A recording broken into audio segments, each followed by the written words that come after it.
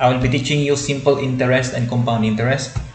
First of all, I will be teaching you simple interest. Simple interest has a formula of future value equals principal plus interest. Okay? So, paano yan sa totoong buhay? Kunwari, nagpapahiram ka sa kaibigan mo ng 1,000 pesos. Expect mo ba na ibabalik na yung pera mo na 1,000 pesos? Dito po sa engineering economy guys, wala pong pamipamilya dito, walang kaibigan, walang pinsan-pinsan. Lahat may bayad. So kung nagpahiram ka ng 1,000 guys, dapat may bayad yan. Papatungan dapat yan ng kaibigan mo na humiram sa'yo. So for example, 1,000 ang hiniram niya sa'yo and binayaran ka ng 10 pesos. For example, after one day, binalik niya sa'yo ang 1,000. Dapat may dagdag 10 pesos. So 1,010. Ganon. So yung 1,000 na yan, ito yung P, principal value. Yung I naman, ito yung interest. Yan yung 10 pesos. From the word interest nga, interesado kang magpahiram kasi may bayad.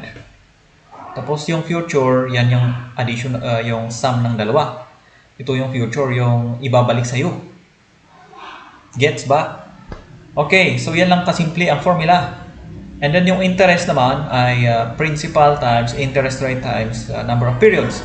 So guys, kung ginawa mong formal ang paghihiram mo, kunwari, may humihiram sa'yo ng 10,000, ibabalik niya daw after 1 month.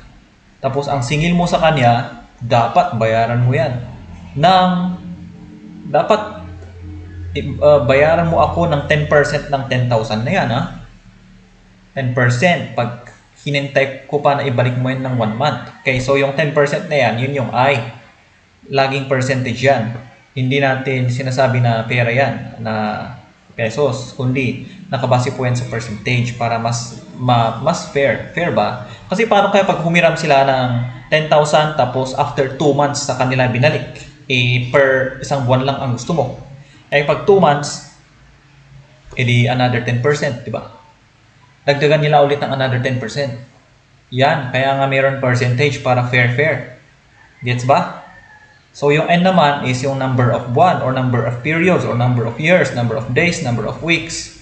So pwedeng kung 2 buwan ka naghintay bago ibalik yung pera mo or bago ka kumita pa ng 10%, no?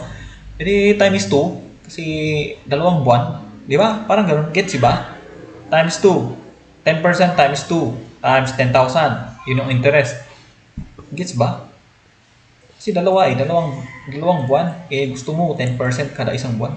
Hindi kung dalawang buwan, hindi dalawang 10%, di ba? Okay, so yan, ito ang concept niya. Yung future guys, ito yung naipon.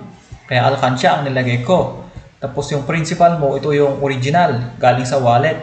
Let's say, pinahiram mo. And yung interest, yung alam mo, kita. Or kung ikaw ang humiram, bayad naman. Or let's say, para positive naman ang term natin, pasasalamat. Pasasalamat na humiram sa'yo. Salamat bro, bigyan na lang kita ng tip, 100 pesos. So yun yung interest. Salamat. Ganun, pasasalamat yan. Example, ito ay biglaan na jump agad na example, pero sana maintindihan nyo. Pero yung kanina guys, ganun ang pinakasimple. Yun talaga yung pinaka-concept nitong simple interest. For example guys, determine the future amount of a 1,500. So sinasabi na dito, ano daw ang future value ng 1,500 na hiniram. For example, hiniram wala kasing sinabi dito, napaka-broad kasi ito eh. Pag hiniram nila ang 1,500 mo, tapos binalik nila after 6 months and 10 days. If the rate of interest is 15%, so kung babayaran ka, edi dapat may 15% na ibibigay sa'yo. Pero, itong 15% guys, dito sa simple interest ng engineering economy, lahat ng interest rate ay nakabase sa isang taon. So, ang sinasabi ng 15% per year, yung example ko kanina, per month, di ba? 10% kada isang buwan.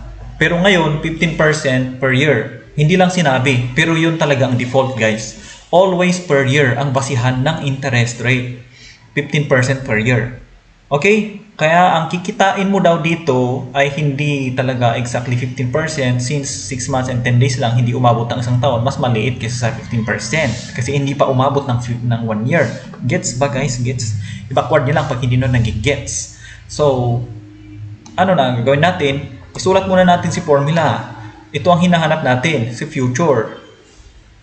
Ano si principal? Si 1,500. Interest, lagyan muna natin ng formula. Ito. So, yung interest rate, 15%. So, kung ang interest rate ay nakabase pala sa taon, isang taon, kailangan mong i-convert ang 6 months and 10 days sa isang taon. Madali lang i-convert yan, guys. So, i-substitute muna natin yung mga values. Tapos, dito sa conversion ng number of periods, di ba ang 6 months, kung i-convert mo yan ng isang taon, ay 6 times 1 year over 12 months kasi 12 months ang isang taon, kaya 6 over 12. Tapos sa days naman, di ba, since naka-ordinary tayo, nakasulat dito sa note, ordinary ang isang taon ay 360 days. Yan ang basihan. Pag exact naman, 365 days ang isang taon. Since ordinary tayo, ito na ang conversion natin. 10 days times 1 year over 360 days. Sinasabi niya, ang isang taon ay 360 days. Kaya i-divide mo ang 10 days sa 360 para ma-convert. After that, since isang taon na yan, yung dalawa, ipag-add mo. Tadan! Ito na yung sagot. Gets? Ganun lang kasimple. Ito naman, what will be the future worth?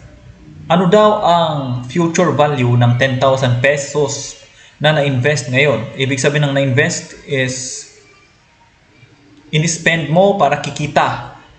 Invest din yun, guys, yung pinahiram. Nagpahiram ka para babayaran ka ng additional. Invest yun. So, ang ibig sabihin ng invest, nag-e-expect ka ng kita.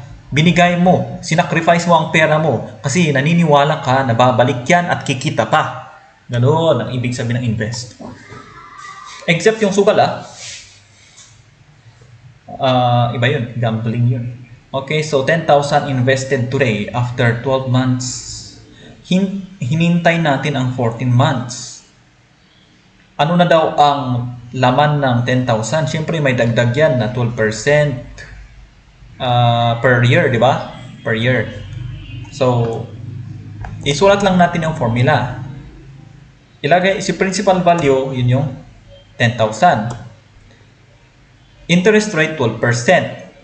Since per year yan, yung interest rate, kailangan i-convert natin yung 14 month into into year. So 14 over 12. Yan.